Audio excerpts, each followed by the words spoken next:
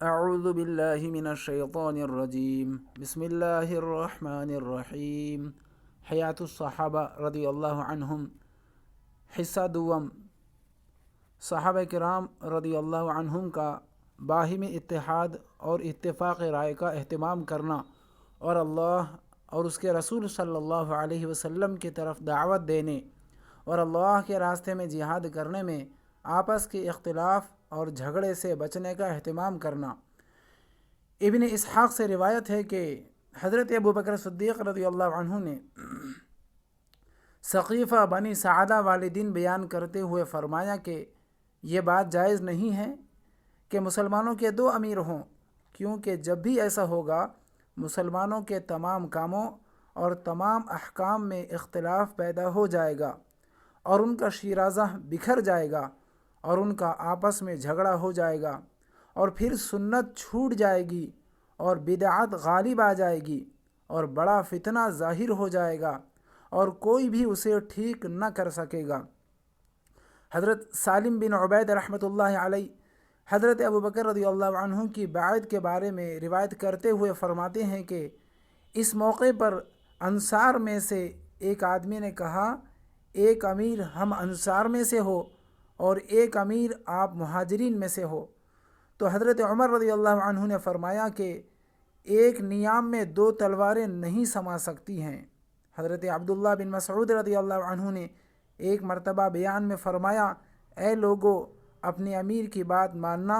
اور آپس میں اکٹھے رہنا اپنے لیے ضروری سمجھو، کیونکہ یہی چیز اللہ کی وہ رسی ہے جس کو مضبوطی سے تھامنے کا اللہ نے حکم دیا ہے، اور آپس میں جڑ مل کر چلنے میں جو ناگوار باتیں تمہیں پیش آئیں گی وہ تمہاری ان پسندیدہ باتوں سے بہتر ہیں جو تم کو الگ چلنے میں حاصل ہوں گی۔ اللہ تعالیٰ نے جو چیز بھی پیدا فرمائی ہیں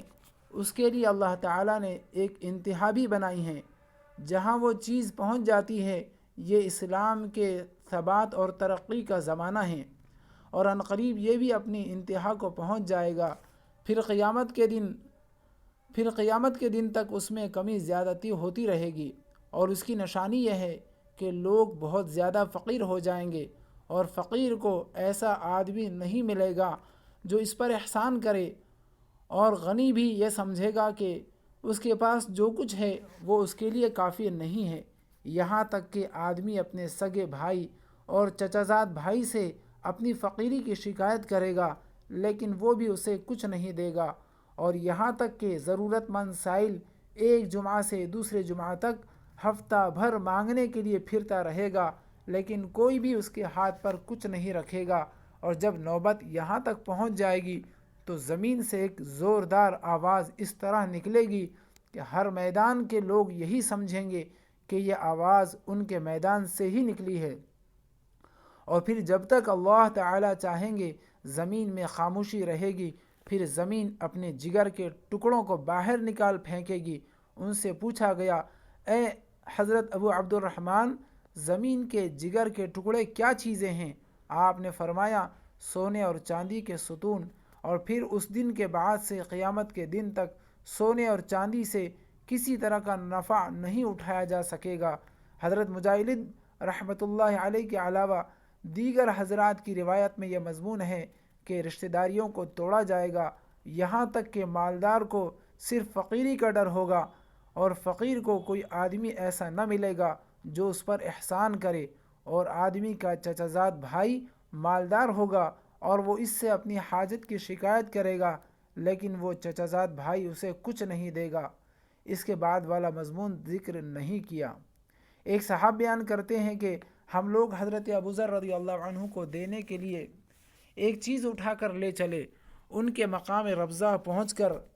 ہم نے ان کے بارے میں پوچھا تو وہ ہمیں وہاں نہ ملے، اور ہمیں بتایا گیا کہ انہوں نے امیر المؤمنین سے حج پر جانے کی اجازت مانگی تھی، ان کو اجازت مل گئی تھی، وہ حج کرنے گئے ہوئے ہیں۔ چنانچہ ہم وہاں سے چل کر شہر مینا میں ان کے پاس پہنچے۔ ہم لوگ ان کے پاس بیٹھے ہوئے تھے کہ کسی نے ان کو بتایا کہ امیر المؤمنین حضرت عثمان رضی اللہ عنہ نے مینا میں 4 رکعت نماز پڑھی ہے،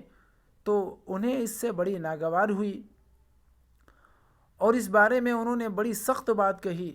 اور فرمایا میں نے حضور صلی اللہ علیہ وسلم کے ساتھ یہاں مینا میں نماز پڑھی تھی تو آپ نے 2 رکعت نماز پڑھی تھی، اور میں نے حضرت ابوبکر رضی اللہ عنہ اور حضرت عمر رضی اللہ عنہ کے ساتھ یہاں نماز پڑھی تھی تو انہوں نے بھی 2 رکعت نماز پڑھی تھی، لیکن جب نماز پڑھنے کا وقت آیا تو حضرت ابوذر رضی اللہ عنہ نے کھڑے ہو کر 4 رکعت نماز پڑھی۔ حضرت عثمان رضی اللہ عنہ نے مکے میں شادی کر لی تھی اور مکے میں کچھ دن رہنے کا ارادہ کر لیا تھا، اس لیے وہ مقیم ہو گئے تھے اور 4 رکعت نماز پڑھ رہے تھے۔ اس پر ان کی خدمت میں کہا گیا کہ امیر المؤمنین کے جس کام پر آپ اعتراض کر رہے تھے اب آپ خود ہی اسے کر رہے ہیں۔ فرمایا امیر کی مخالفت کرنا اس سے زیادہ سخت ہے۔ ایک مرتبہ حضور صلی اللہ علیہ وسلم نے ہم لوگوں میں بیان فرمایا تھا تو ارشاد فرمایا تھا کہ میرے بعد بادشاہ ہوگا، تم اسے ذلیل نہ کرنا، کیونکہ جس نے اسے ذلیل کرنے کا ارادہ کیا اس نے اسلام کی رسی کو اپنی گردن سے نکال پھینکا، اور اس شخص کی توبہ اس وقت تک قبول نہ ہوگی جب تک وہ اس سوراخ کو بند نہ کر دے جو اس نے کیا ہے، یعنی بادشاہ کو ذلیل کر کے اس نے اسلام کو جو نقصان پہنچایا ہے اس کی تلافی نہ کر لے، اور وہ ایسا نہ کر سکے گا اور اپنے سابقہ رویے سے رجوع کر کے اس بادشاہ کی عزت کرنے والا نہ بن جائے۔ حضور صلی اللہ علیہ وسلم نے ہمیں اس بات کا حکم دیا کہ 3 باتوں میں بادشاہوں کو ہم اپنے اوپر غالب نہ آنے دیں، یعنی ہم ان کی عزت کرتے رہیں لیکن ان کی وجہ سے یہ 3 کام نہ چھوڑیں۔ ایک تو ہم نیکی کا لوگوں کو حکم کرتے رہیں اور برائی سے روکتے رہیں اور لوگوں کو سنت طریقے سکھاتے رہیں۔ حضرت قتادہ رضی اللہ عنہ فرماتے ہیں کہ حضور صلی اللہ علیہ وسلم حضرت ابوبکر اور حضرت عمر رضی اللہ عنہما مکہ اور مینا میں 2 رکعت قصر نماز پڑھا کرتے تھے، اور اسی طرح حضرت عثمان رضی اللہ عنہ نے بھی اپنی خلافت کے ابتدائی زمانے میں 2 ہی رکعت نماز پڑھی، لیکن بعد میں 4 رکعت پڑھنے لگ گئے۔ حضرت عبداللہ بن مسعود رضی اللہ عنہ کو جب یہ بات معلوم ہوئی تو انہوں نے کہا انا للہ و انا الیہ راجعون، لیکن جب نماز پڑھنے کا وقت آیا تو انہوں نے کھڑے ہو کر 4 رکعت نماز پڑھی، تو ان سے کہا گیا کہ 4 رکعت کی خبر پر تو آپ نے انا للہ پڑھی تھی اور خود 4 رکعت پڑھ رہے ہیں۔ تو انہوں نے فرمایا امیر کی مخالفت کرنا اس سے زیادہ بری چیز ہے۔ حضرت علی رضی اللہ عنہ نے ایک مرتبہ فرمایا کہ تم ویسے ہی فیصلے کرتے ہو جیسے پہلے کیا کرتے تھے، کیونکہ میں اختلاف کو بہت بری چیز سمجھتا ہوں، یا تو لوگوں کی ایک ہی جماعت رہے یا میں مر جاؤں، جیسے میرے ساتھی حضرت ابوبکر، حضرت عمر اور حضرت عثمان رضی اللہ عنہم بغیر اختلاف کے مر گئے۔ چنانچہ حضرت ابن سیرین رحمۃ اللہ علیہ کی رائے یہ تھی کہ غلو پسند لوگ حضرت علی رضی اللہ عنہ سے عموماً جو روایت نقل کرتے ہیں وہ غلط ہیں۔ حضرت سلیم بن قیس عامری بیان کرتے ہیں کہ ابن کوا نے حضرت علی رضی اللہ عنہ سے سنت اور بدعت اور اکٹھے رہنے اور بکھر جانے کے بارے میں پوچھا تو حضرت علی رضی اللہ عنہ نے فرمایا اے ابن کوا، تم نے سوال یاد رکھا، اب اس کا جواب سمجھ لو۔ اللہ کی قسم، سنت تو حضرت محمد صلی اللہ علیہ وسلم کا طریقہ ہے، بدعت وہ کام ہے جو اس طریقے سے ہٹ کر ہو، اور اللہ کی قسم اہل حق کا اکٹھا ہونا ہی اصل میں اکٹھا ہونا ہے، چاہے وہ تعداد میں کم ہو، اور اہل باطل کا اکٹھا ہونا حقیقت میں بکھر جانا ہے، چاہے وہ تعداد میں زیادہ ہوں۔